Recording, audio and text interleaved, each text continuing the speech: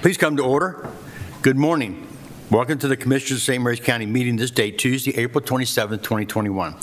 I am Randy Guy, President of Commissioners of St. Mary's County. Sitting to my right, representing the 1st Commissioner District, which includes Ridge, Piney Point, St. George Island, Mr. Eric Colvin. Good morning. Representing the 2nd Commissioner District, which includes Leonardtown, Hollywood, Mr. Mike Hewitt. Good morning. Representing the 3rd Commissioner District, which includes Charlotte Hall, 7th District, Golden Beach, Mechanicsville, Mr. John O'Connor is joining us by Zoom today. John, you on?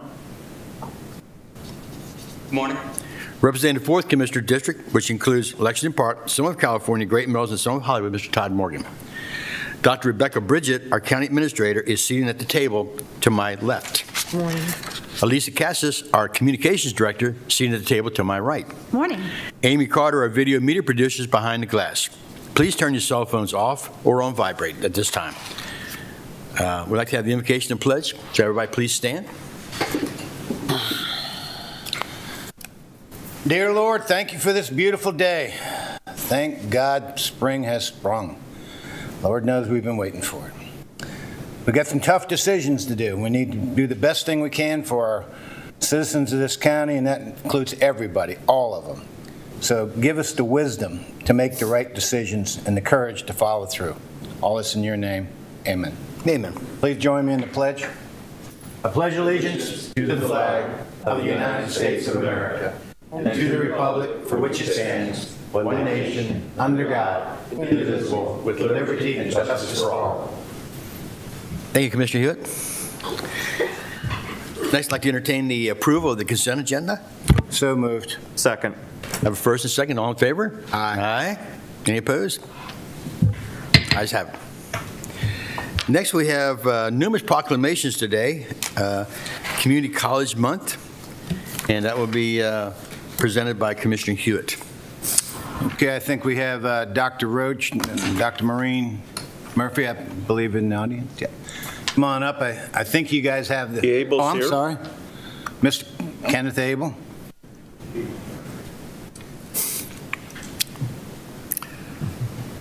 Mr. Roach and Mr. Abel are trustees of the College of Southern Maryland. Of course, Ms. Murphy is the president. Well, let me read your proclamation, then we'll give you a few words. Uh-oh. Dr. Roach forgot to turn his phone off. Hey, you're an important guy, sir. Buddy, pay attention. Pretend you don't hear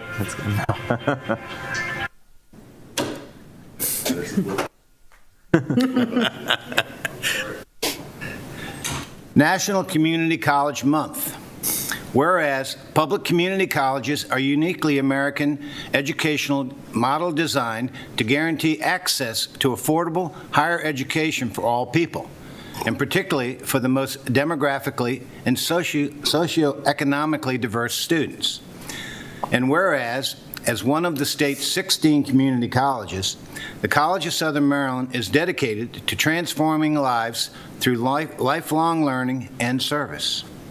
And whereas the College of Southern Maryland is a primary cog in the economic development engine when it comes to developing our region's workforce as an Achieving the Dream college, it is dedicated to improving student success.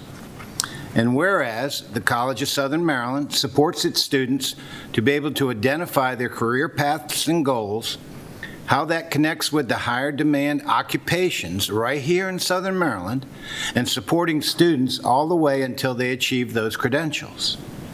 And whereas in a post-pandemic environment, College of Southern Maryland is working on the joint initiatives of getting Southern Maryland back to work to create a transparent, accessible, and coordinated pathway to skills upgrade training and reemployment for individuals who are unemployed or underemployed as a result of the pandemic.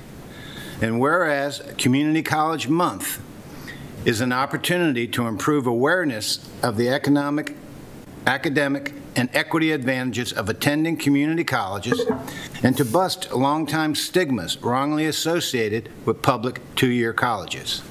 Now, therefore, we, the Commissioners of St. Mary's County, do hereby proclaim April 2021 as Community College Month, recognizing the College of Southern Maryland as a vital institution for its role in transforming lives and serving the citizens of St. Mary's County.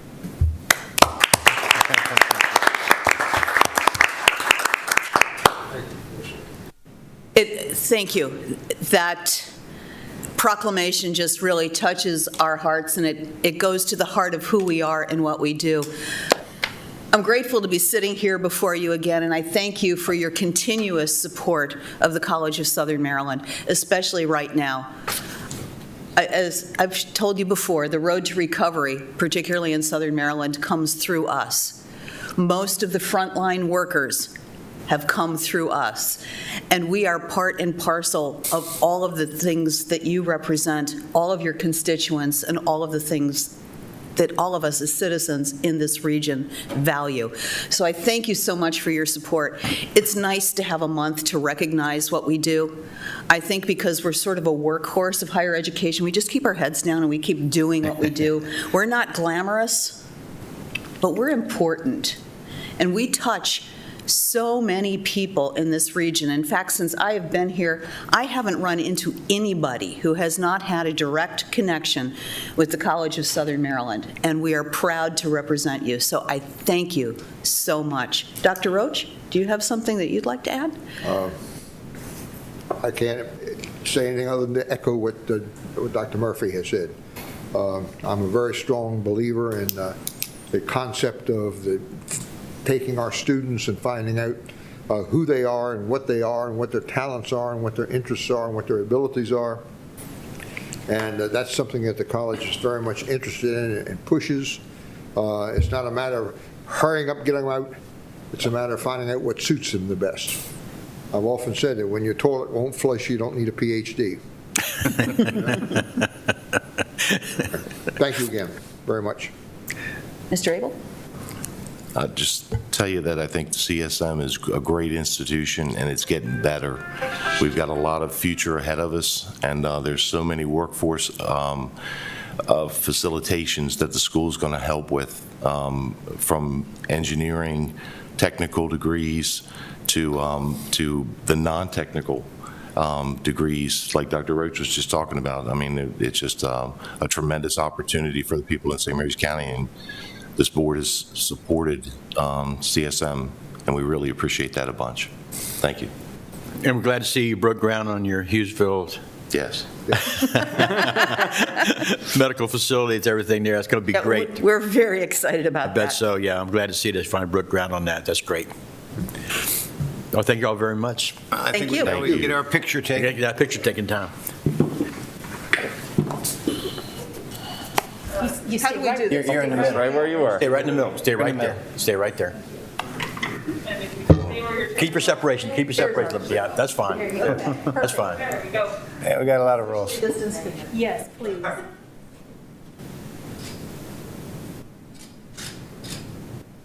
Thank you. Thank you all very much. For everything you do. Thank you.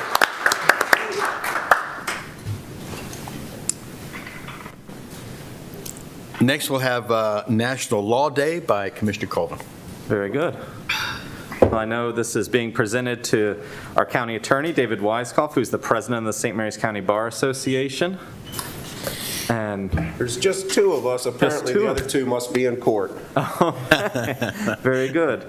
To my left is Sam Wiest, who's in private practice, who's the president-elect this year. Excellent. Good morning. Great. Thank you for being here. Thank you.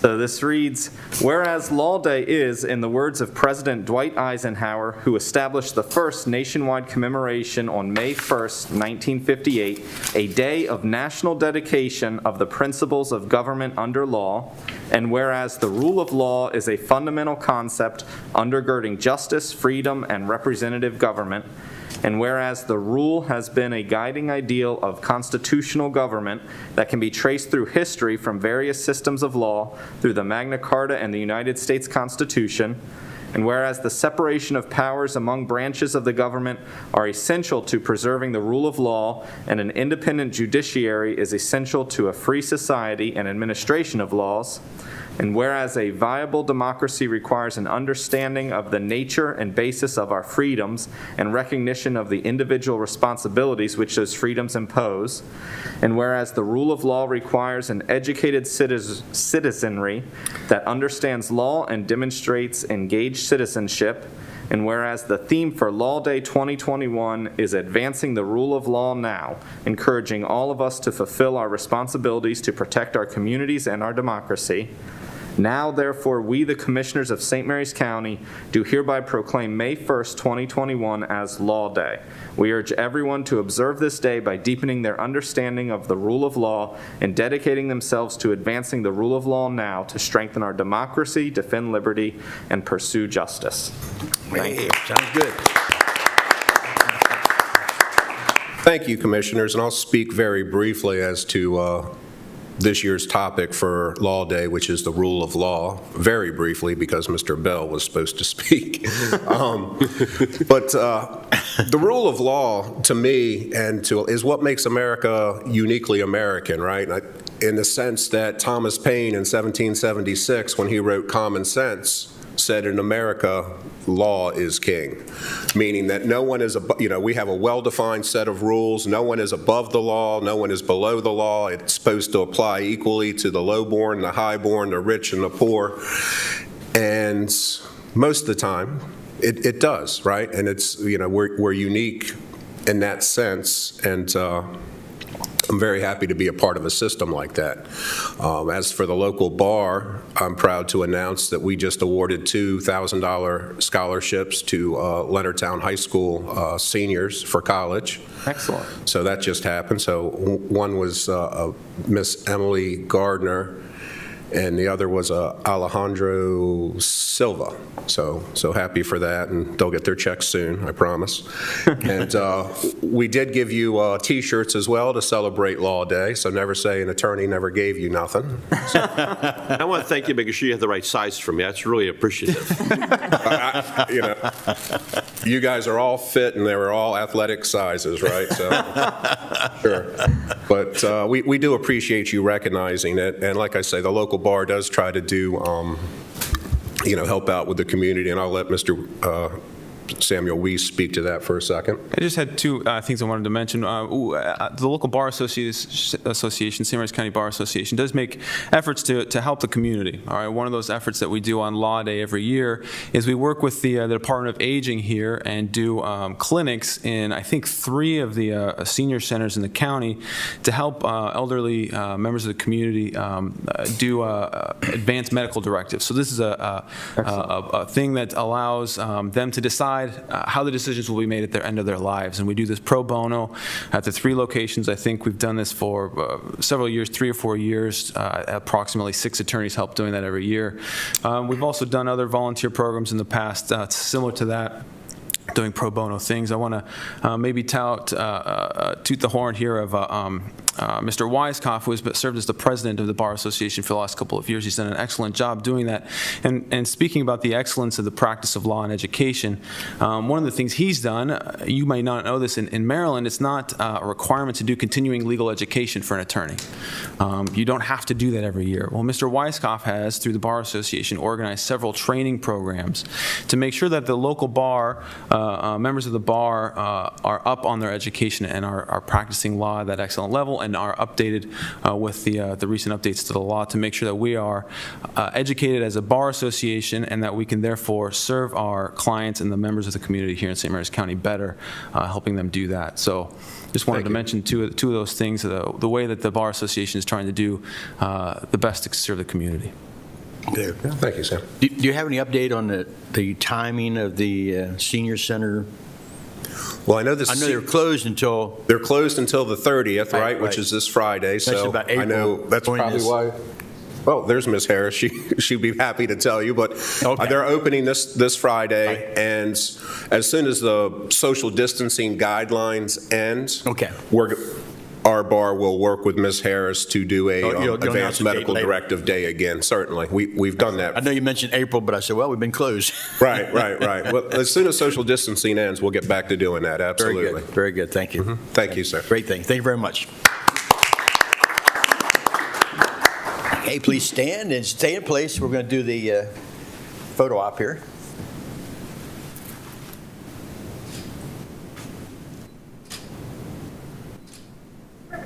Thank you very much.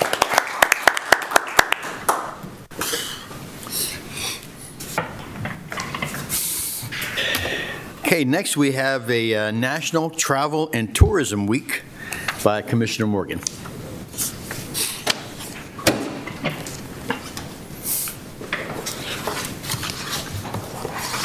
Good morning, everyone, and welcoming to the dais is Chris Castellanos, our Department of Economic Development Director, and Barbara Sapato, our new visit St. Mary's Executive. I think you're on the job for a week and a half now? Yes. There you go. Congratulations, and welcome to St. Mary's County. Thank you. Whereas the travel and tourism industry has been a consistent driver of St. Mary's County's economic and workforce, and whereas a robust travel industry provides a significant economic benefits for the nation, generating more than $2.6 trillion in economic output in 2019, with $1.1 trillion spent directly by travelers in the United States. And whereas travel has been the foundation of a healthy workforce, serving as one of the largest private sector employers in the United States, supporting 17 million jobs in 2019. And we're spending by travelers to St. Mary's County has aided state governments, generating $45.91 million in tax revenue in 2019 to support essential services and programs. And whereas travel and tourism dependent businesses and organizations, 83% of which are small businesses, are responsible for welcoming visitors to St. Mary's County. And whereas last year coronavirus pandemic devastated every sector of the travel industry with staggering declines in 2020 compared to 2019, affecting every community in the country, including St. Mary's County. And whereas the rebound of travel will drive the rebuilding of the U.S. economy and American workforce will. Whereas the travel and tourism industry will receive St. Mary's County and the United States and drive us forward to a more prosperous future. And now, therefore, we, the Commissioners of St. Mary's County, do hereby proclaim the week of May 2nd to 8th, 2021 as National Travel and Tourism Week, and invite all citizens and visitors to support the numerous small businesses and historic venues that form the heart of St. Mary's County travel and tourism industry. Thank you.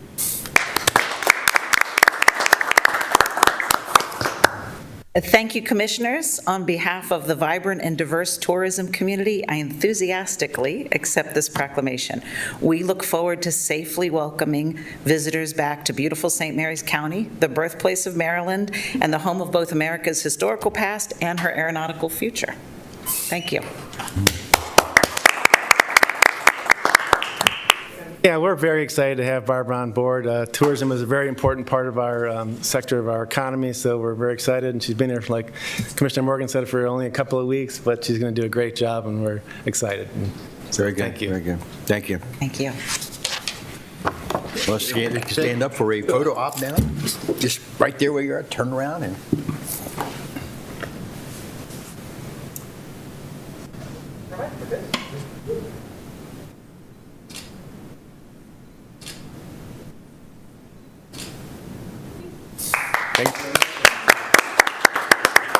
Thank you and welcome to St. Mary's. Thank you.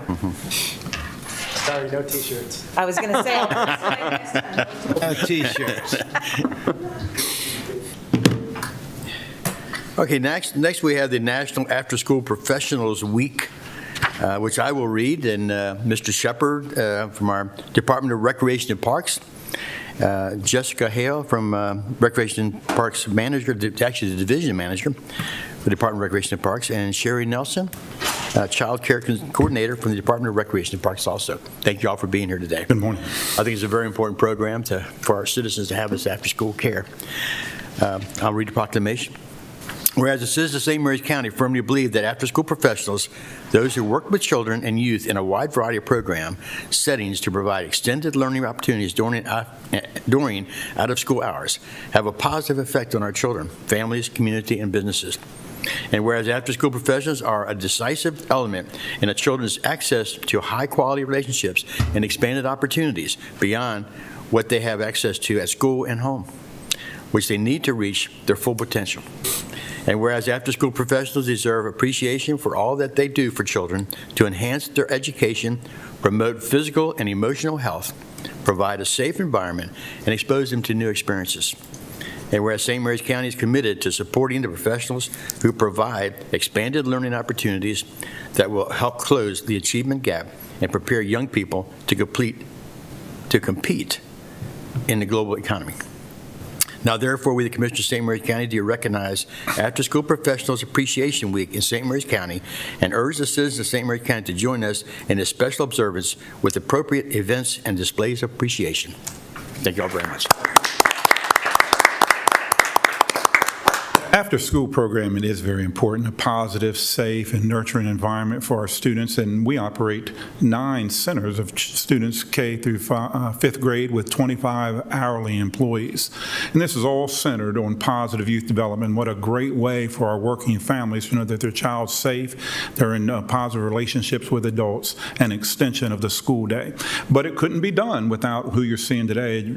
Jessica, who is one of the professionals, is our Recreation Division Manager, been with us for 10 years. In the last 3 years, Sherry Nelson, whose office space is at the Hollywood Recreation Center, which is our home base for after-school programming. And just over the last year, we've offered that all-day care for virtual learning for families that we're working with. She managed staff there so that children could participate in the school day in a safe and nurturing environment. And then 25 hourly staff throughout the year at those 10 sites. So it is important, it's effective, but it's all because of the quality after-school professionals that we have, and I'm grateful for them. Thank you. Very good. Great job. Yeah. Ladies, anybody have anything to say? Nope. I'll let Art do all the talking. Shepard, he can do that. Thank you very much. This is a great program, and it's great service to our citizens. And for a photo op here now. Just stay in place, ladies and gentlemen.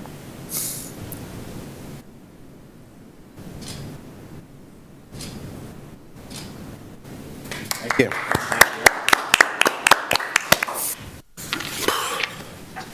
Okay, next we have a presentation, the Garvey Senior Activity Center and Leonardtown's Library virtual ribbon cutting ceremony.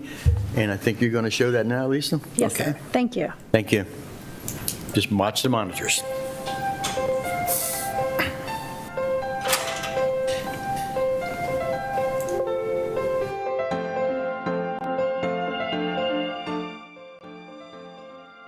Welcome to the virtual ribbon cutting ceremony for the long-awaited celebration of the completion and opening of the Garvey Senior Activity Center and the Leonardtown Library. I am Commissioner President Randy Guy, and I am so pleased that this day has arrived. This beautiful facility is a labor of service to our community. The commissioners and our partners have worked hard to bring this project to fruition. The building project was completed and ready to be opened in 2020, just as we entered into the COVID-19 pandemic. For the past year, we have delayed opening the facility to protect the health and well-being of its users. Now, with every safe precaution in place, we are pleased to open the doors to the Garvey Senior Activity Center that has been designed to provide many services to many people for many years to come. Our congratulations to the leadership and staff of the library for opening and operating under safe conditions for these past several months. On behalf of the Commissioners of St. Mary's County, thank you for joining us for this virtual ribbon cutting ceremony. Come and make use of the great facility. A comprehensive and integrated system analysis and recommendations, which were previously completed over 10 years ago, indicated that the concept of a shared and mixed-use service facility is one that was becoming more prevalent among county and municipal libraries as a way to increase customer convenience and to increase the more cost-effective approach to an acquisition, construction, and service delivery. Wow. Congratulations to Leonardtown Library and the Leonardtown Garvey Senior Activity Center. Also, over a decade ago, the Garvey Senior Center would be to provide a new facility at a different location. The Garvey Senior Activity Center would probably need to be raised. Wow, now it's been 5 to 20 years since the study. The department expected it to grow in personnel by 5 to 10 years following the study. 18 years have passed since the study, and the needs of the centers have changed. At present, the senior population, age 60 and over, is due to increase by 111%. By 2030, according to the U.S. Census Bureau. Maryland Department of Planning report. The St. Mary's County is projected to have the highest percentage increase at over 258% of older adults in Maryland. Wow. Congratulations, Leonardtown, DPWT. Thank you to the commissioners for making this happen. It's over a $21 million project for the shared replacement facility, and we are tremendously proud that it's due to open under safe conditions here in Leonardtown. Congratulations. Hello, I'd like to offer thanks to so many people for making possible what is the proudest day of my library career. This beautiful building is a result of 12 years of advocacy and effort. So let's start by thanking all the residents who worked to realize it, especially then branch manager Mary Lee. Thank you to our county commissioners for making this building possible. Thank you to Governor Hogan and the Maryland legislature providing $1.6 million from the Library Capital Grant Fund to help with the cost. Thank you to our architect, Grimmon Parker, for realizing our vision of a library that honors a historic past on the Potomac and Chesapeake while reflecting our exciting high-tech present and future. Thank you to Tuckman Barbie for their construction work during very difficult weather and health conditions. Thank you to Drew and Gary from the county for their great project leadership. And now, welcome to your new library. Hi, I'm Lori Jennings Harris, the Director of the St. Mary's County Department of Aging and Human Services, and we are so pleased and delighted with the new Garvey Senior Activity Center. We have approximately 18,000 square feet for the seniors of the county to enjoy. We have a state-of-the-art kitchen. We have place for seniors to enjoy exercise as well as other activities, programs, and services. So we're delighted to be able to offer this to the seniors. As well, we want to thank the community members, the Garvey Senior Activity Center Council, staff of the Department of Aging and Human Services, as well as the commissioners of St. Mary's County. As the new manager of the Leonardtown Library, I am thrilled to be able to invite you to such a beautiful and inviting building. Beyond providing a meeting space for our community, our library has a range of offerings from public computers and study rooms to an enclosed children's storytime area, a designated teen space with a gaming system, a maker space with 3D and poster printing services, and so much more. This is in addition to the library's already well-diversified collections, digital offerings, and programming. This library is a welcome addition to our community, and we look forward to its bright future and the wonderful events yet to come. Thank you. Hi, I'm Alice Allen. I'm the Division Manager for Senior Center Operations, and I'd like to welcome you to the beautiful Garvey Senior Activity Center. This new facility is brought to you by the support of the County Commissioners and the Maryland Department of Aging, for which we are very thankful and appreciative. And as Laurie mentioned, there are a lot of amenities, state-of-the-art, for the seniors in the community, 50 years of age and older. So we invite you to come and check out the new building and see what it's all about. Hello, my name is Dale Taylor, and I'm the president of the Garvey Senior Activity Center Council, Incorporated. And before I begin, I would like to share a quote of someone who I admired very, very much. The quote is, "Fight for the things you care about, but do it in a way that will lead others to join you." That was from the great woman, Ruth Bader Ginsburg. And with that said, I'd like to take a moment to recognize the outstanding dedication and hard work of the council's members, the Garvey Senior Activity Center Council, the commissioners, and Lori and her team. And the council was so instrumental in receiving and approving the ultimate construction of this brand new, beautiful facility, the Garvey Senior Activity Center. And our seniors we're ready to go. We want to go now. Hello, I'm John Dietrich, Director of Public Works and Transportation for St. Mary's County. Along with the many other things that the employees of our department do, we take the needs for services of the citizens of St. Mary's County that other departments actually deliver and turn them into buildings for people to bring to life, both the providers of those services and, of course, the citizens that need them. The V-shaped building that brings together the Leonardtown Library in one wing and the Garvey Senior Activity Center in another wing is one such manifestation of that fact. I hope that people find it both useful and attractive. It has many unique and useful features recommended by the citizens, the library staff, the library board, and the Department of Aging and Human Services, and the Commission on Aging. Please enjoy this wonderful new building.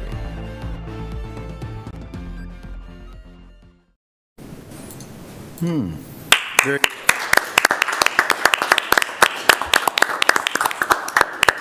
Thank you, Ms. Cassis. That was very good. Very well done. But I got to thank Amy. I know she had a lot to do with this. Thank you, Amy. Okay, next we have on our main agenda the Department of Land Use and Growth Management request for public hearing, proposed ordinance to allow private piers in waterfront subdivisions that were platted prior to December 31st, 1994, that have a community pier. And this will be presented by Mr. Bill Hunt, Director, and I think Mr. Harry Knight, the Deputy Director, must be online. Harry, you there?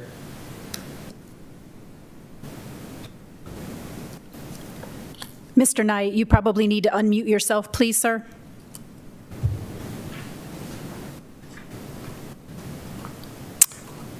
Mr. Knight, are you there? He must be muted, sir. Must be muted, right. Well, Mr. Hunt, I'll let you go on. Yes, I am here. Sorry. Oh, that's fine, Harry. Good. Good to hear. Yes, I am here. Good. All right, Mr. Hunt, you can start. Good morning. Thank you, Commissioners. Dr. Bridget. The Code of Maryland regulations for the critical area allows private piers and subdivisions platted before December 31st, 1994, when there is a community pier, or if there is a community pier. It allows both kinds of piers. This is what it allows. The St. Mary's County zoning ordinance prohibits private piers when there is a community pier in the subdivision without exception. The amendment that is before you today to ask for a public hearing would change the county zoning ordinance to allow this exception for those early subdivisions that is currently permitted by state law. Critical Area Commission staff have been consulted on the proposed exemption, and if approved by the commissioners, the proposed date for a public hearing would be May 18th for this amendment.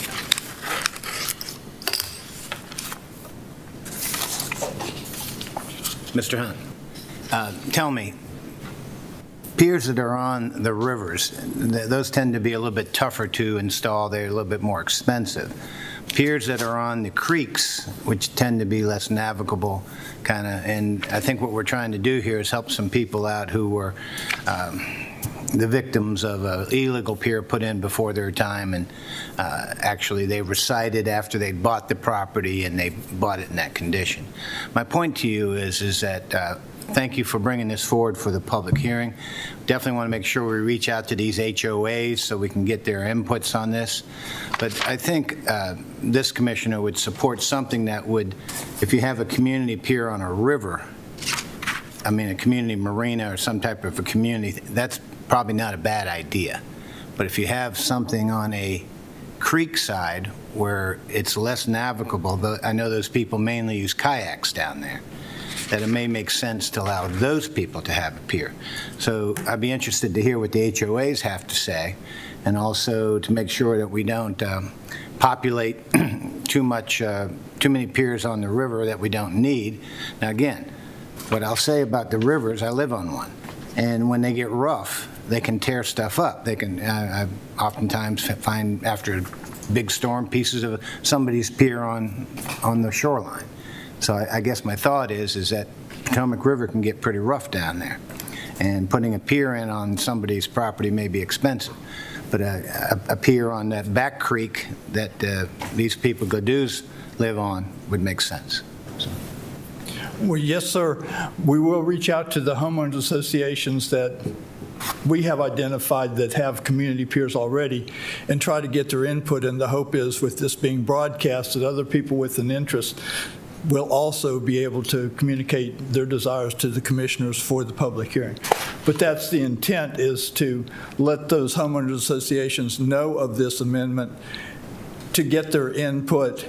And of course, just because the zoning ordinance would allow it, someone who applies to construct a pier would still have to go to all the regulations, primarily those of MDE, I believe, are the ones that are the most germane because it extends into the water, which then is in the jurisdiction of the state and not of St. Mary's County. So this is just a step. It's enabling legislation, if you will, that would be would be the same as what the state allows. It doesn't mean that anybody gets it just because they want to. They still have to go through all the procedures necessary to apply and obtain a permit.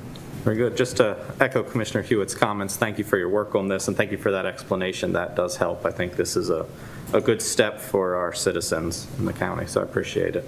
So I move that a public hearing in the morning on the proposed ordinance to amend the St. Mary's County Comprehensive Zoning Ordinance to allow private piers and subdivisions platted before December 31st, 1994 that have a community pier be scheduled, and have Commissioner President sign any related documents. Second. I have a first and second. All in favor? Aye. Any opposed? Ayes have it. Thank you, Mr. Hunt. Thank you. Thank you, Harry.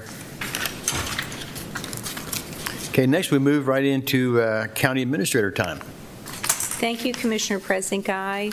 First, 5A is your draft agendas for May 4th and 11th. On May 4th, you have your regular business meeting. You do have several proclamations that morning: National Drug Court Month, National Project Graduation Week, National Small Business Month, National Older American Month, and National Public Transportation Week. You also have the Office of the County Attorney public hearing that morning with the proposed ethics ordinance. You also have the Department of Finance public hearing for FY21 Finance Budget Authority. And then you also have the Department of Economic Development with the decision on the proposed commercial property tax credit. The following week is May 11th. You have 3 proclamations that morning: National Nurses Week, National Skilled Nurses Week, and Ehlers-Danlos syndrome. Also, Department of Human Resources has Years of Service Awards, and we are going to break those up this year, just FYI, so we can space out the recognition. So you'll see that a couple of times. The next one, Department of Finance, is a bond sale and formal award. Then you adjourn that morning, reconvene at 1:30 for Department of Finance budget work session. For this morning's business meeting, you have 5B, Department of Land Use and Growth Management, with the St. Mary's County Comprehensive Plan presentation. Mr. Hunt, Director, presenting. Good morning again. Good morning. Thank you. There's a brief PowerPoint to illustrate my introduction this morning.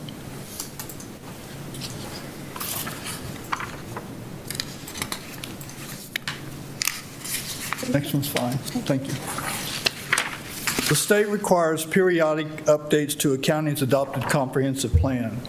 In acknowledgement of the demographic data that will become available with the 2020 census, the update as established by the state for St. Mary's comprehensive plan is due in 2024.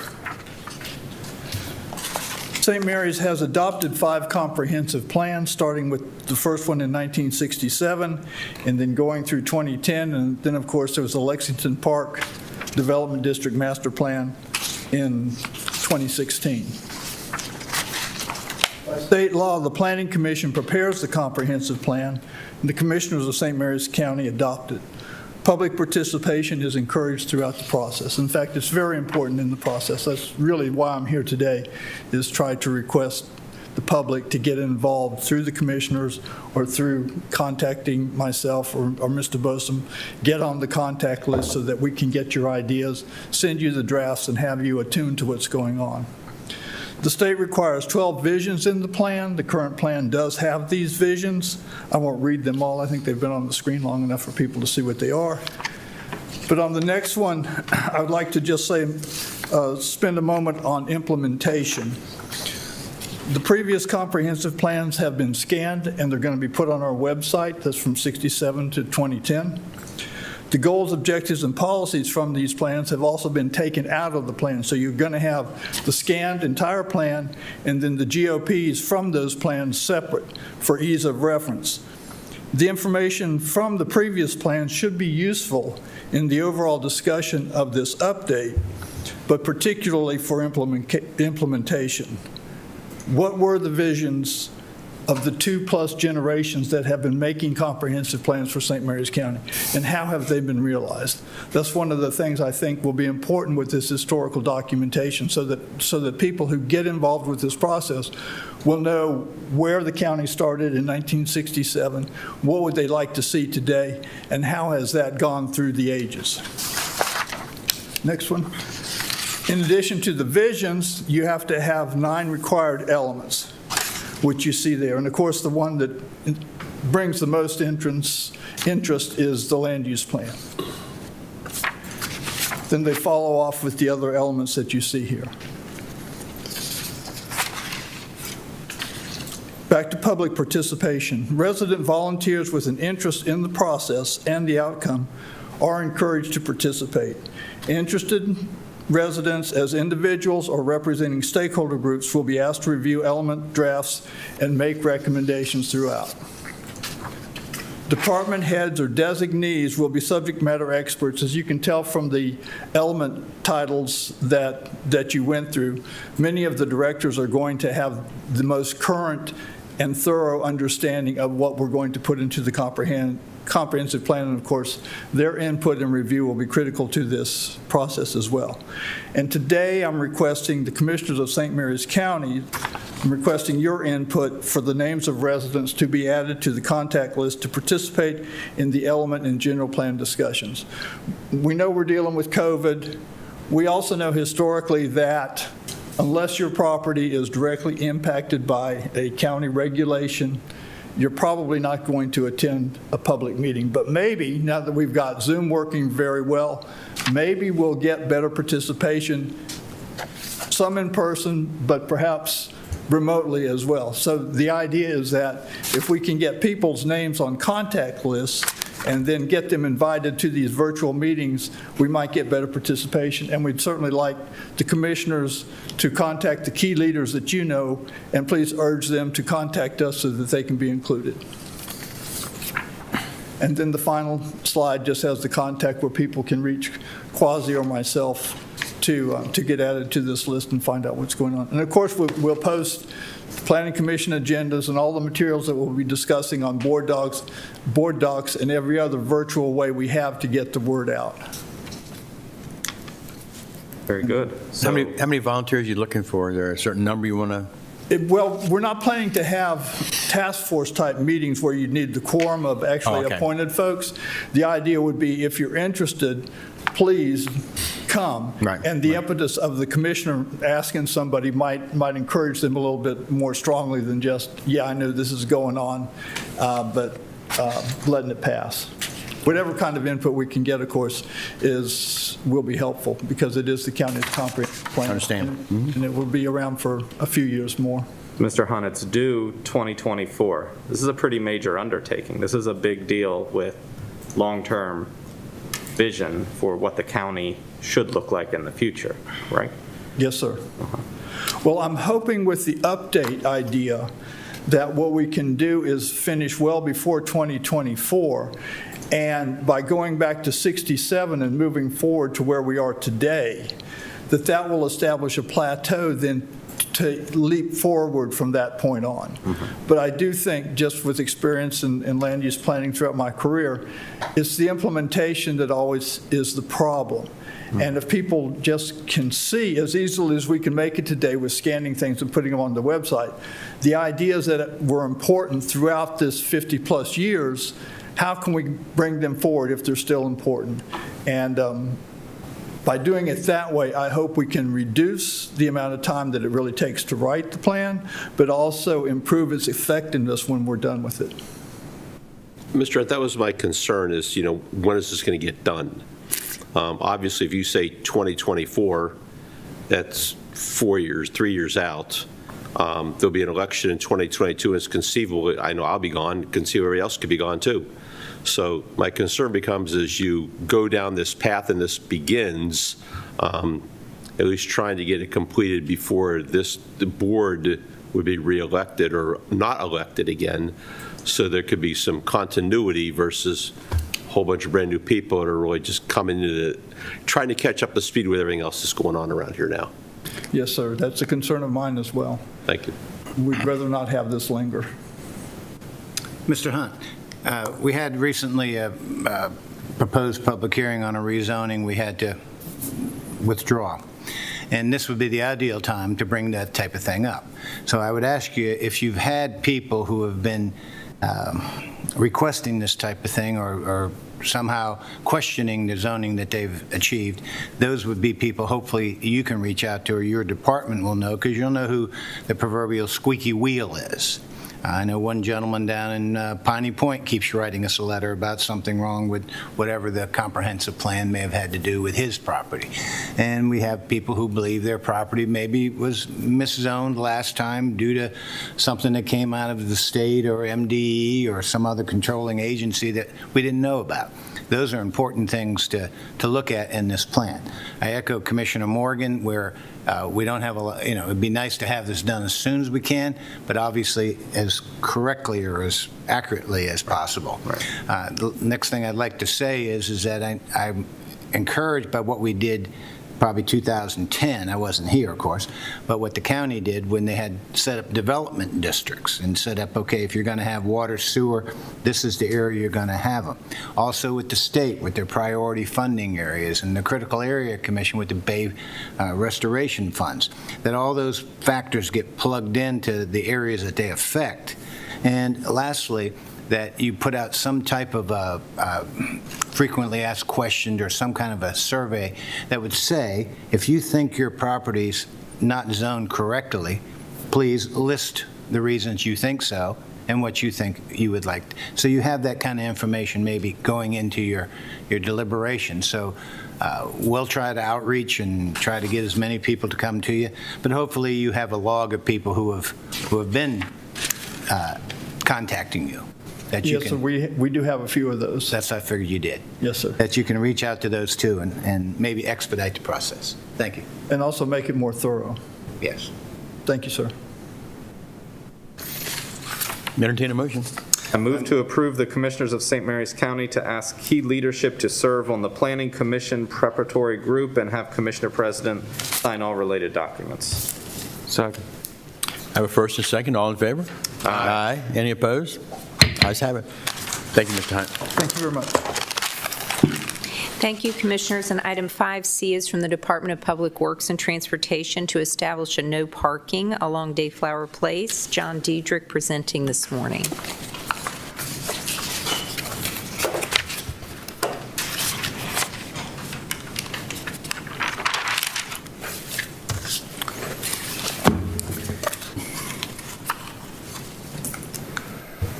Thank you, Commissioners, and thank you, Dr. Bridget.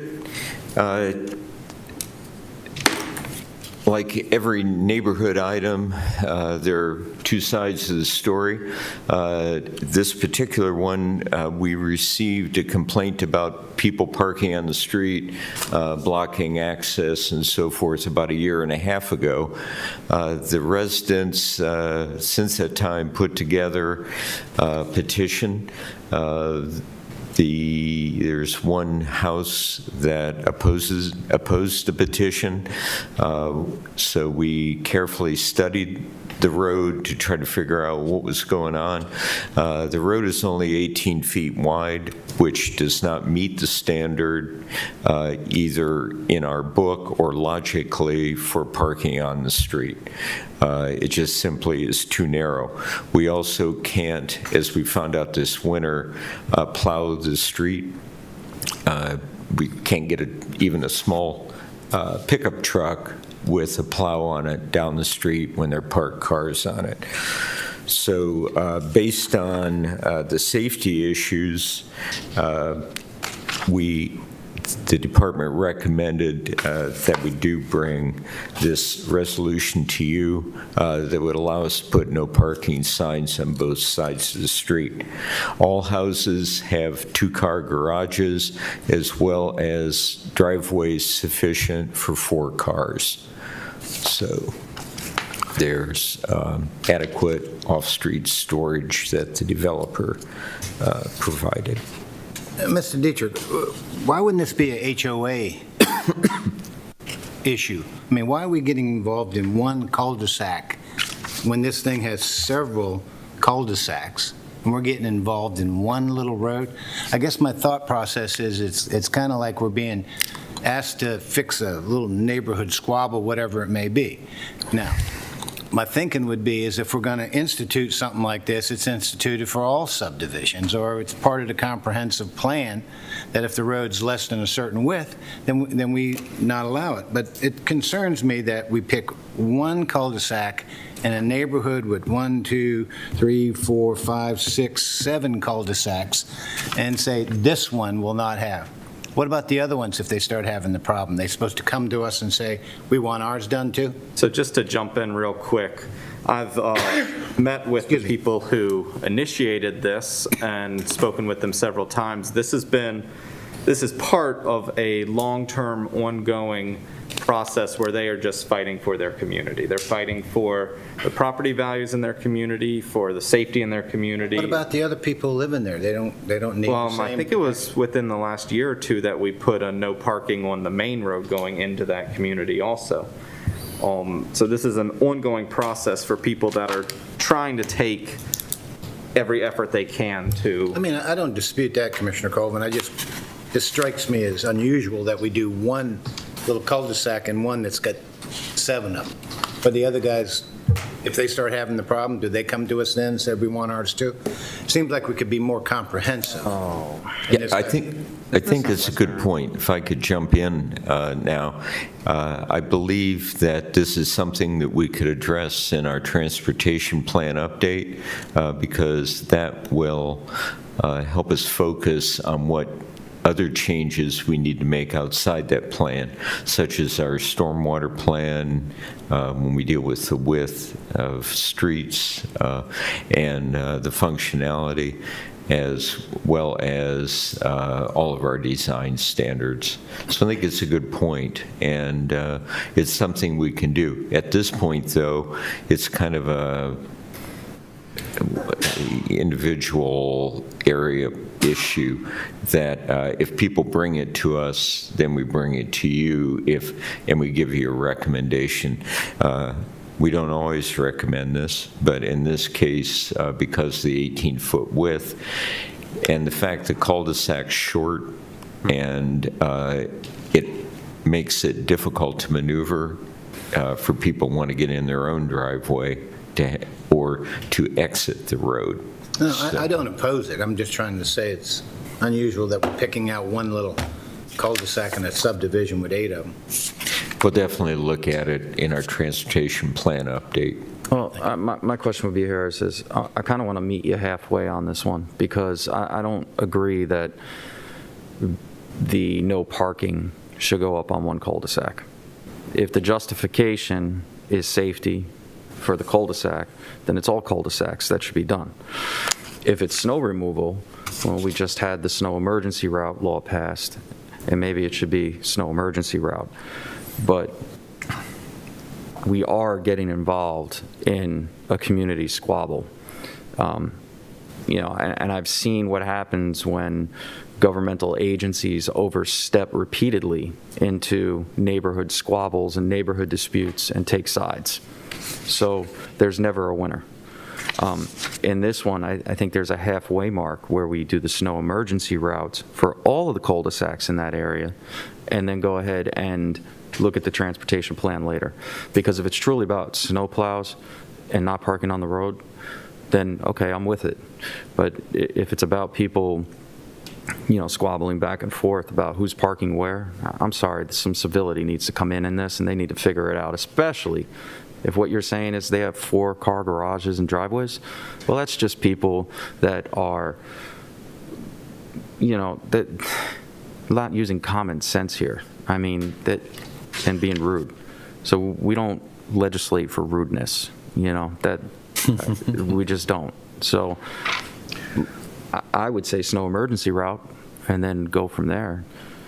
I mean, that's kind of where I'm at with it. Are all these cul-de-sacs in this division 18 feet wide?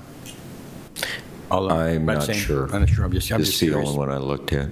So they obviously all have the same problem. If that one's 18 feet and the rest of them are, I don't know.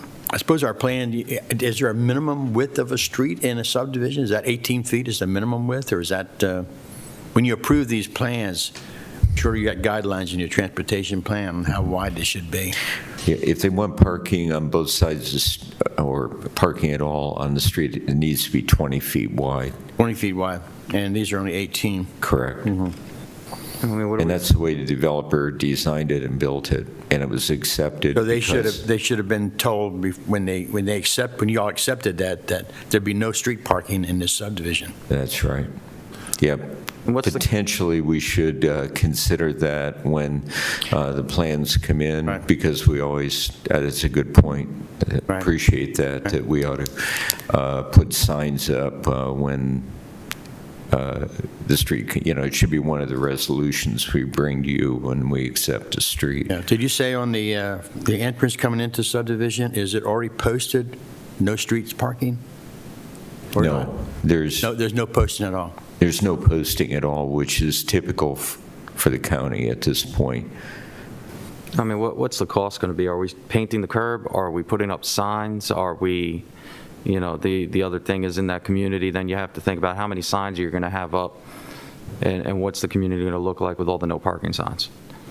Yeah, well, there'll have to be a sign in the actual ball of the cul-de-sac and one on each side.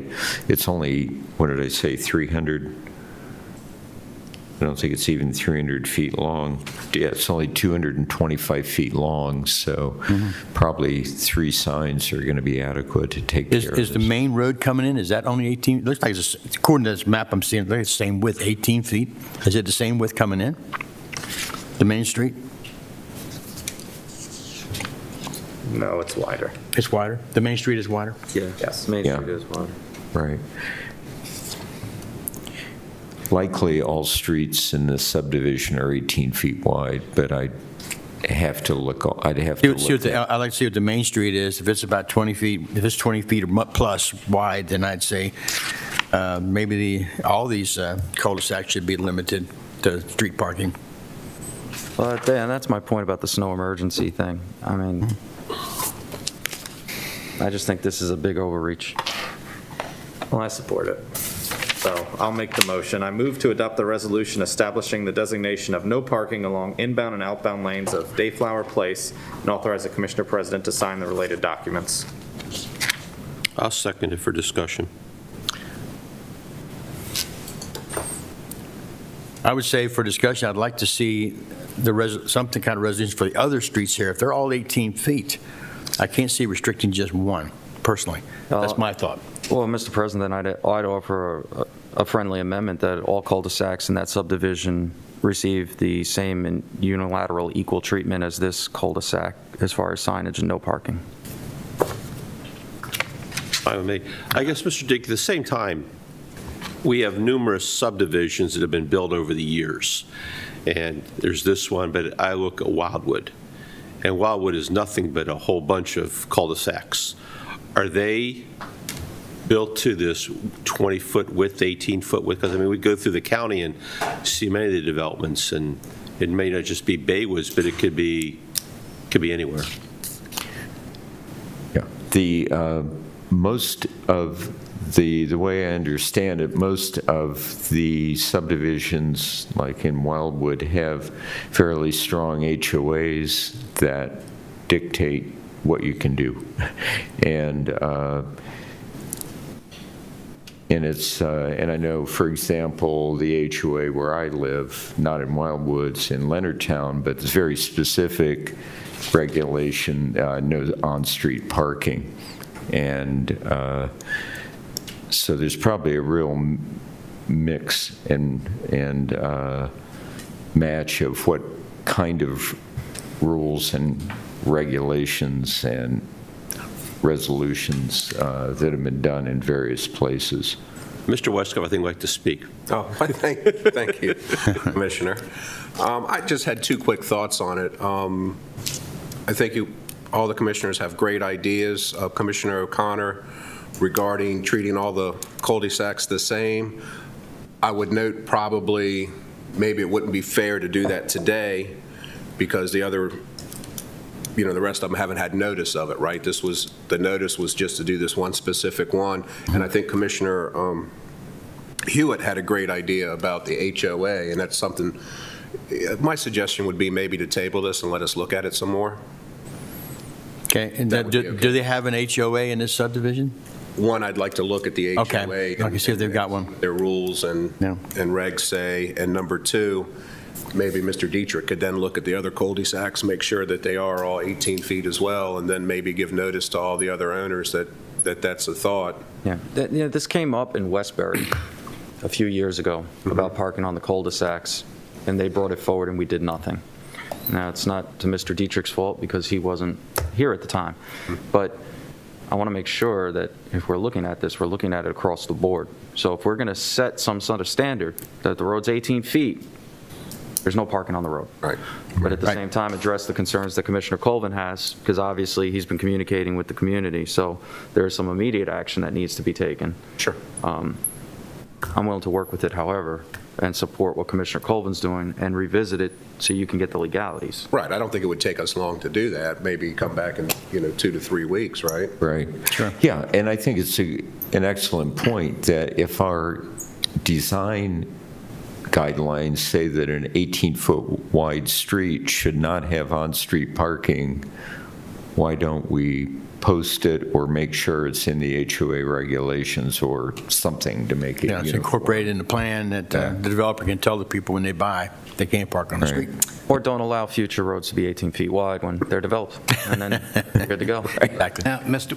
Weiskopf, make sure that anything you draft up, that the developer is required to post those signs before the county accepts it into the county system. Certainly. I'll work with DPW and T on that. Thank you very much. Thank you, Commissioner. So this is held off till another date? Well, if a commissioner would, I'm sorry, We have a first and a second, so I'll withdraw my friendly amendment. I support you all taking a few more weeks to look at this. So maybe you withdraw your motion then? The motion's withdrawn. Motion withdrawn. The motion is now withdrawn, and we'll do more investigation on this. Thank you. Thank you very much. Thank you, Commissioners, and this completes County Administrator time.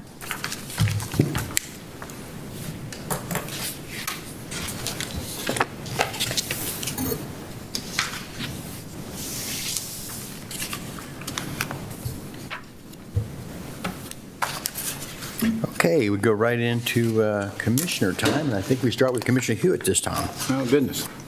Thank you, Commissioner President Guy. Well, to all the people who are writing us emails and communicating with us over the funding for the Sheriff's Department and the Board of Education, thank you. Especially the ones that are writing a little bit additional above and beyond the form letter, which we can probably just about memorize or repeat back to memory. But it's important that you're reaching out.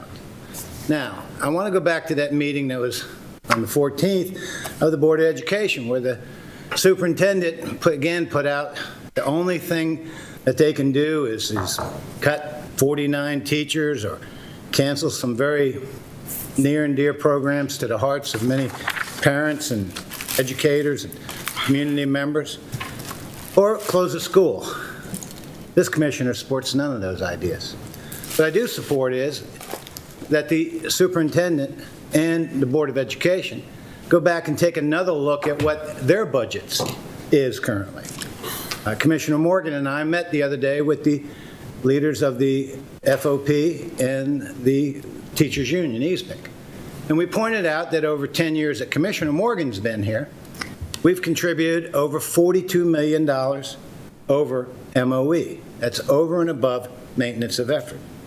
Now, it's kind of interesting that leader of the EASMIC said that's not really very much. Well, I've got to tell you, for the people paying it, it's a lot.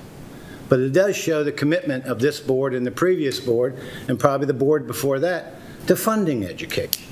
We never, ever, ever funded it maintenance of effort. A year ago this month, Superintendent Smith came in and said he was going to use $6 million of his projected fund balance to go into FY 2021. Now, someone who's been following Board of Education budgets since the early 90s, that's the first time I'd ever seen anyone say they were going to use monies that weren't audited yet. The audit doesn't come out until probably around November. But in April, they knew that they were going to have $6 million available in their fund balance. This is their audit.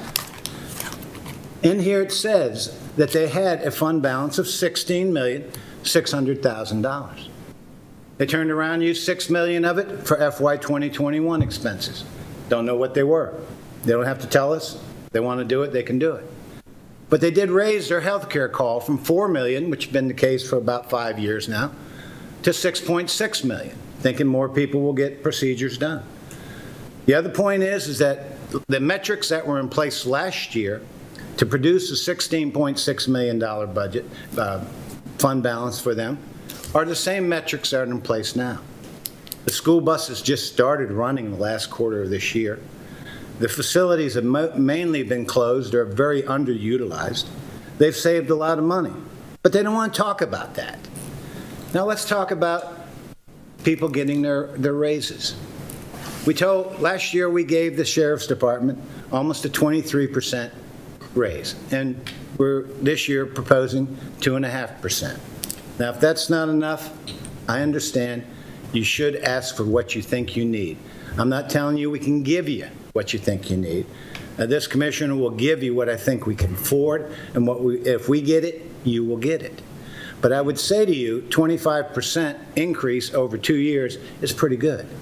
Now, these teachers do demand, and they should have a raise. I am in favor of funding the teacher's raise. I am not in favor of funding the administrator's raise. Scott Smith signed a contract that's online in 2019. He makes $225,000 a year in that contract, and he gets any kind of raise that the school system negotiates, as do all the other six-figure people who sit over there at the Moakley Street Palace. It would be nice if they would consider taking their portion of it and giving it to the teachers, because a teacher making $50,000 a year with this raise will get about $2,100, $2,200 a year. Superintendent Smith will get almost $10,000. The money he's going to get in the raise could do 5 teachers. But no, he wants to install all this drama.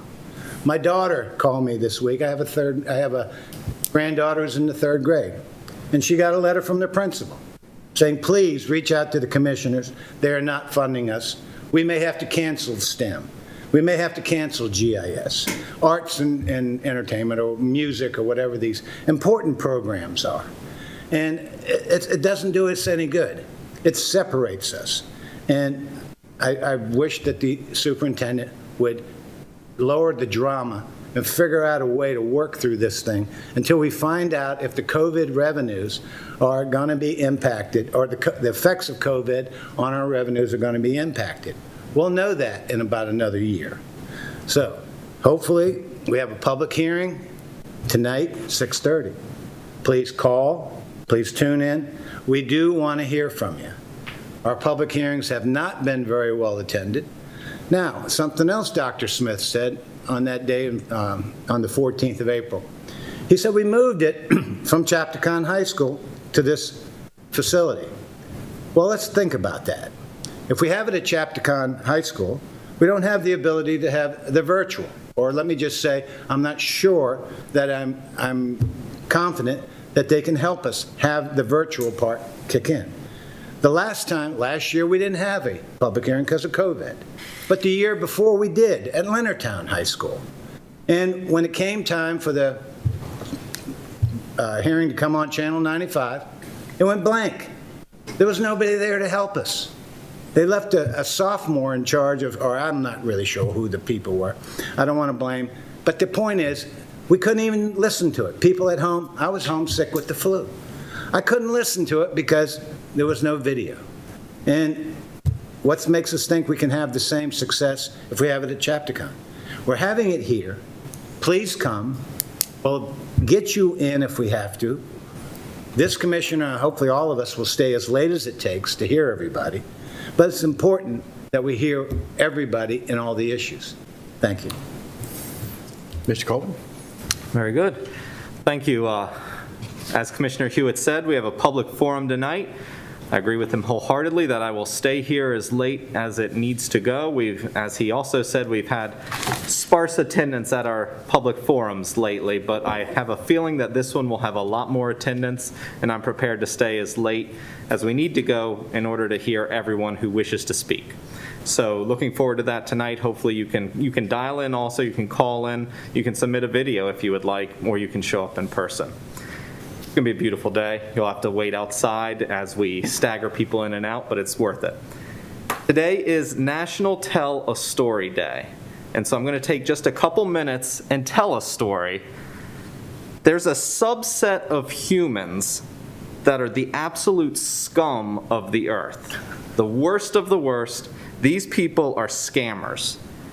They primarily prey on the elderly, but they also get people of all ages to fall for their scams. If you get a phone call from Microsoft about your computer not working, ignore it. It's a scam. It's not real. Microsoft does not make phone calls to individual homes about your computer issues. The other day, I got an email, and I want to read you a little bit of this email chain. Eric, could you please spare a minute to assist me in completing a task discreetly? Would be glad to receive your response through email because I'm presently in a meeting. Best regards, James R. Guy. So, this came from James R. Guy, so I emailed back. I said, what do you need help with? Happy to help. Eric, I'm so tied up right now. Can you purchase Apple gift card 5 pieces, $100 each, at any nearby store? I would reimburse you when I am through later today. I would have preferred to call you, but I can't receive or call at the moment with my line. Let me know if you can purchase them now. Thanks, and I'll be waiting ASAP. Best regards, James R. Guy. And I was like, well, that's polite. That's nice. He's a friend of mine. I never got the cards. Out. This is obviously a scam. So I emailed back and said, of course, I know you're good for the money. Where should I get them? Fake Randy said, you can get them at Walmart, CVS, grocery stores. Once you get them, remove the cards from the seal, bring them out of the seal, send the card pics back. Thanks, I will be awaiting them here. I responded, okay, I can do that. Several hours later, Fake Randy said, Eric, do you got my previous email? Google? So I spent some time, I got on Google, found some pictures of an Apple gift cards, and sent those back to him and said, is this the right type of card? I don't want to get the wrong thing. Fake Randy said, yes, Eric. I said, okay, I wasn't sure. I can go back to the store in a bit and get them. I didn't want to buy the wrong thing. I'll get there tonight and get 5 of them. Are you sure that's enough? I can get a couple extra if you need. Fake Randy said, yes, 5 is enough. I'll be expecting them. Fake Randy then emailed an hour later, said, Eric, do you got those cards now? Said, I'm getting ready to head to the store after dinner, or I'll have them in an hour. And I emailed him. Took a little bit and emailed him and said, hey, so we have a problem. I went down the road to Walmart, and they don't have any Apple gift cards left. They have a lot of Walmart gift cards and other restaurant ones. Would that work, like Olive Garden or just Visa cards? Let me know what works best. Fake Randy said, just the eBay gift card. Okay, that's easy. I can do that. Are you sure you don't want a gift certificate to the new Pier 450 restaurant? It's really good. Fake Randy said, do you get the eBay gift card now? So I went and got some pictures on Google of $25 eBay gift cards, sent those to him and said, I'm so sorry, I made a mistake. I got them $25 ones instead of $100 ones. I'm taking them back now. By the way, I know we still got a lot of work to do on the budget still, but I do believe we have sufficient funding to fully fund the Board of Education and the other needs for the county. What do you think? I know everyone will be a lot happier if you agree to it. Well, Fake Randy didn't have any thoughts on that. He did not respond to that at all. And then he said, are you back now? Said, yeah, I just got home. It's a long day, took them back. I have to get the new ones in the right amount. I'll need to get back to the store anyway. I forgot to get party plates for a surprise party. Do you think I should get drinks too? I was thinking punch would be good. I'll get the gift cards when I get the plates and stuff tomorrow. It'll be first thing in the morning. So here's where we made a breakthrough, because Fake Randy and I were really starting to bond here. He said, oh, you get the drinks too. That's also important. And then he said, Eric, once you get them, simply scratch the silver panel at the back of each cards and email me the pics. All the best. Next morning, good morning, how was your night? Hey, Randy, it was good. Slept like a log. But it sure got cold last night. I had to go out and check on my baby chickens in the morning to make sure they were all okay. All good. How many people do you think will speak at the public hearing? My guess is 50.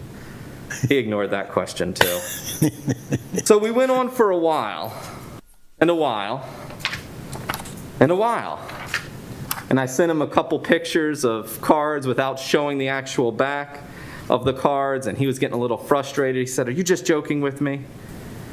So I said, "You owe me $500. I bought these cards. They're so important." He said, "I'll get you the money. I'll get you the money." I invited him down for ice cream. He said he'd bring the ice cream when he got the pictures of the cards.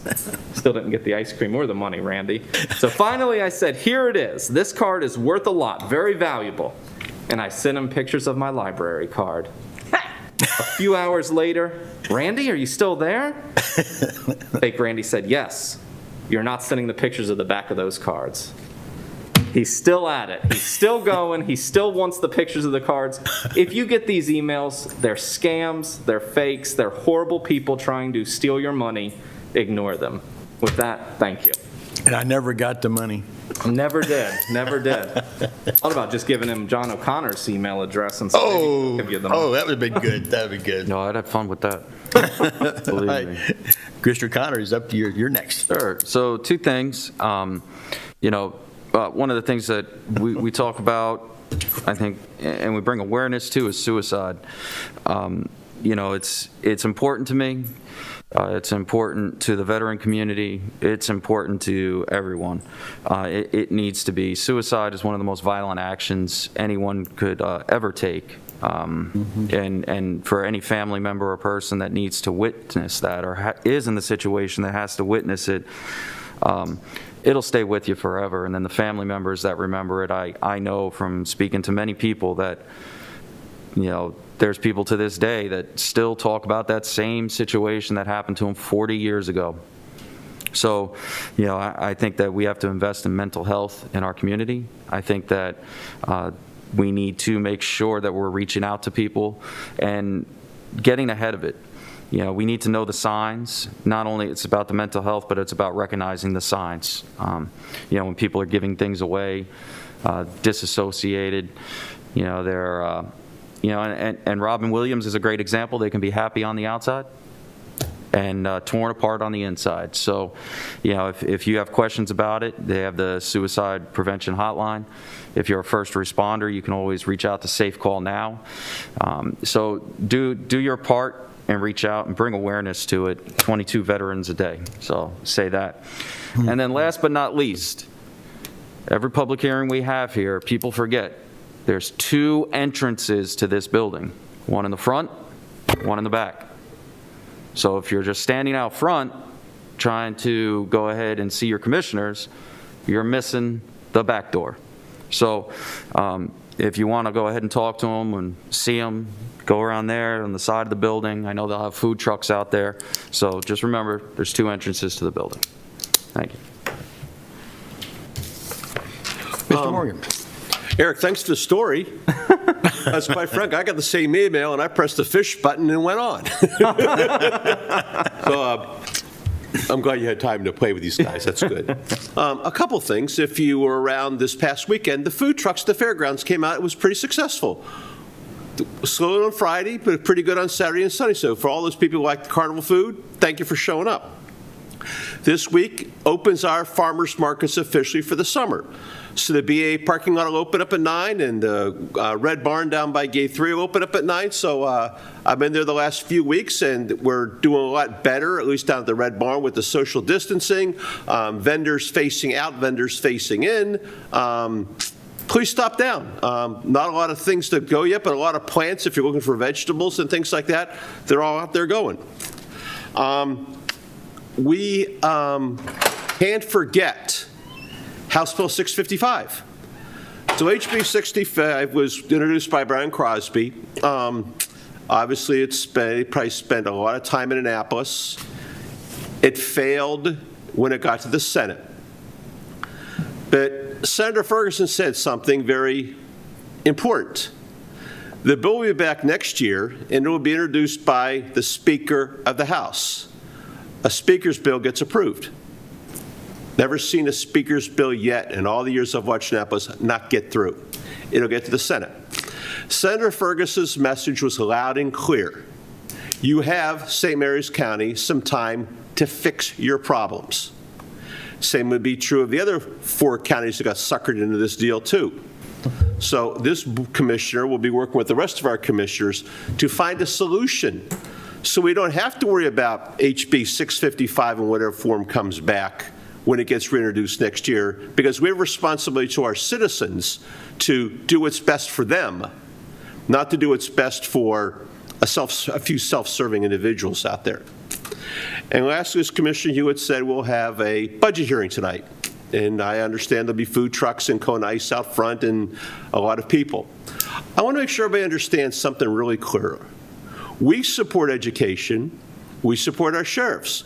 We support the health department. We support everything. But there's only so much money to go around. And I think it's important to understand, we're not here to be, you know, who was the character in Dickens? Scrooge? Scrooge, yeah, thank you. We're not here to be Scrooge. We're trying to be Marley and try to help everybody out. But what I've heard is, you know, teachers were bad too, the sheriff were being bad too. But the county employees can't speak in this because they work for us. So believe me, the county employees, if you're out there listening, you're not going to get left in the wayside in this either. And as I've always said, everybody gets treated fairly at the end of the day. I've said it for 10 years. I got 2 more to go. So everyone's going to get treated fairly. I think as Commissioner Hewitt said, let's cut back on the drama. Let's look at the reality of the situation. Let's look at the big picture here and realize that there's a long road to hoe till we get till the end of May. And then there's recurring costs that last for a number of years. And we're going to address all these things gradually. So just let's thank you for the letters. Thank you for everything we talked to, especially Mr. Slater and Ms. Penrod, who came to visit Mr. Hewitt and I last week. And we'll get through this. We always have. We always will. With that, thank you. Thank you all, Commissioners. Very good.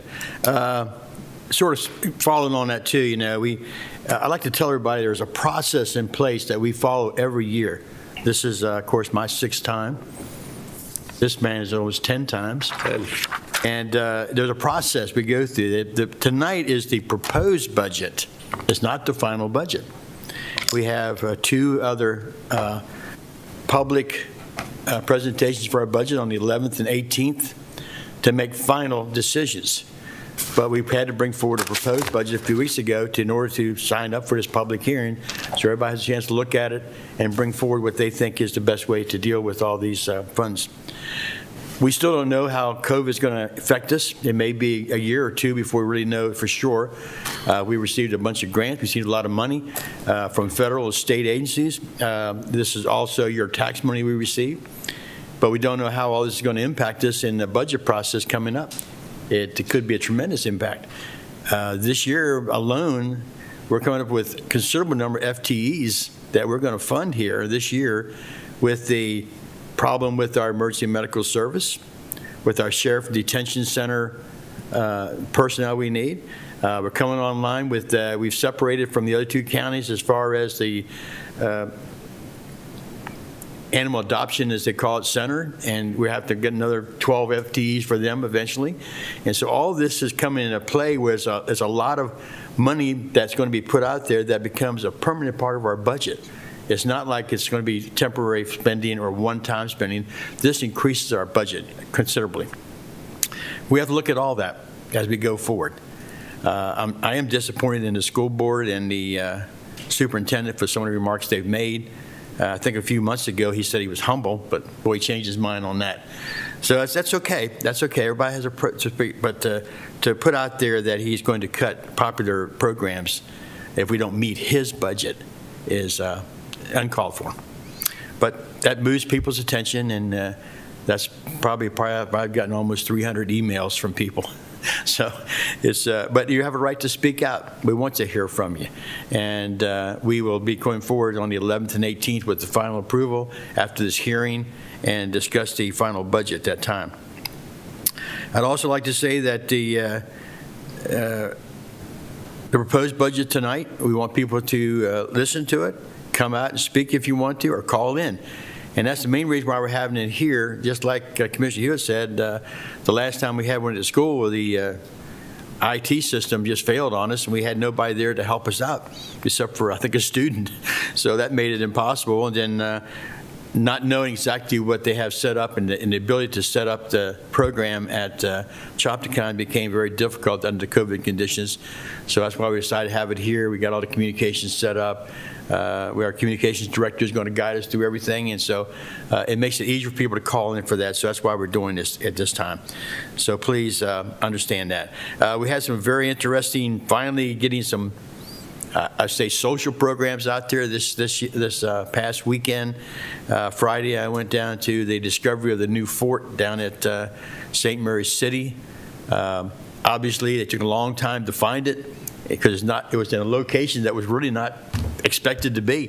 They thought it'd be closer to the waterfront, but it was quite a ways from the waterfront.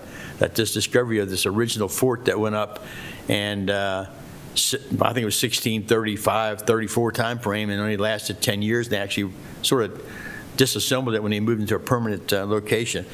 But it was very exciting. We had a little reception, and at the same time, at the end of all the visitation, they had visitation every 15 months to show this site. And then the Pride of Baltimore sailed in to St. Mary's River. Just as we were all standing on the lawn, somebody said, "Come on, watch the ship coming." They did a broadside and fired off their cannons. Of course, the first thing I said, we better head to the fort. We're in trouble here. We're being attacked. But it was just exciting to see. And then, of course, Sunday here, myself and Commissioner Hewitt attended the Black Diamond disaster. We just started recognizing this only a few years ago. And this was a barge-type ship that had several hundred Union soldiers and sailors on it that was hit broadside by a steamer and sank within 3 minutes. And unfortunately, 88 of the people in that ship died. And I didn't know much about this until only about 4 years ago, the first time they started celebrating this. I would say celebration, but recognizing. And the base commander and I laid a reef in the water in recognition of those who passed. So these are all the good things that are happening in St. Mary's County, and our tourism is definitely increasing. And hopefully this year, people will be able to see more and more as we get along here. So, and we got a new tourism director, and so we're hoping that better things will come. I think the president is supposed to announce today something about unmasking outside. I don't know if he's made that announcement yet or not, but that was on the news this morning about the changes in some of our distancing and whatever, and so and that's good. I think we need to start looking at that, and that's a good thing. So that said, remember 6:30 p.m. tonight, we have the fiscal 2022 budget public hearing right here at Chesapeake Building, 41770 Baldridge Street, Leonardtown, Maryland. So for those of you who can't attend, know that there will be a call-in process. And you're welcome to do that. We want to hear if you got. I've heard very much from the schools and from the sheriff's department after about 300 plus emails. I've heard you. So if you want to come in and say some more, that's fine. So with that said, we'll now close the hearing this morning.